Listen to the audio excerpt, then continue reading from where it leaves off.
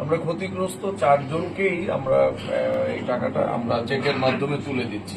কত টাকা উল্লেখ করেন? 1 লক্ষ টাকা।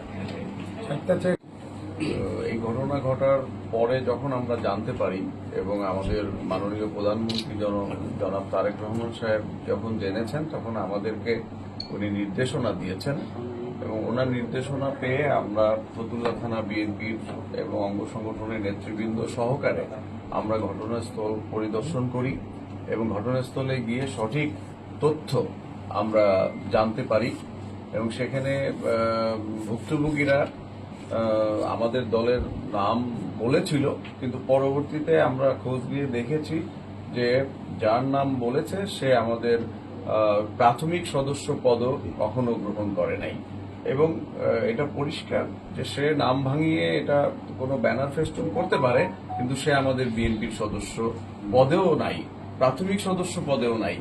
সুতরাং এই বিষয়টা একেবারেই পরিষ্কার যে বিএনপির কেউ করে নাই এবং এই সমস্যাটা তাদের একান্তই পারিবারিক।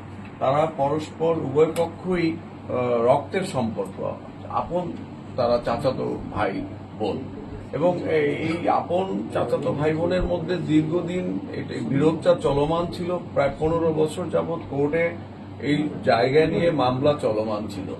তারপরেও একটা পক্ষ যেহেতু জোরপূর্বক এখানে অনুপ্রবেশের চেষ্টা করেছে এবং তাদের বাড়িতে হামলা করেছে, এটা আমরা অপরাধ বলে বিবেচনায় নিয়েছি।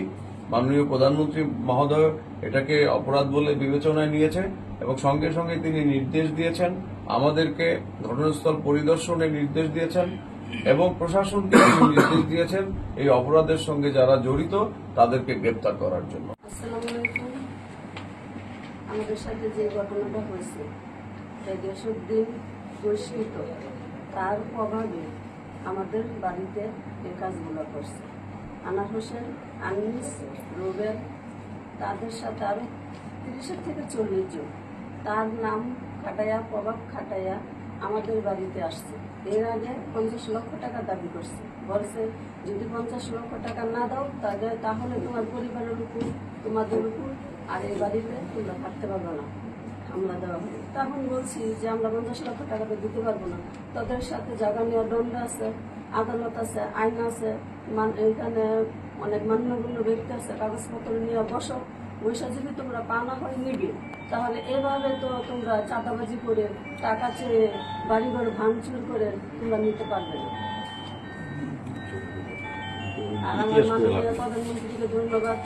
আমার এখানে যারা আছেন, জেলা প্রশাসক স্যারেরা, আরো লোকেরা আছে, টিটু সাহেব, আর চৌধুরী সাহেব, যারা আরো আছেন, রনি ভাই, সবাই মানে ধন্যবাদ। আমাদের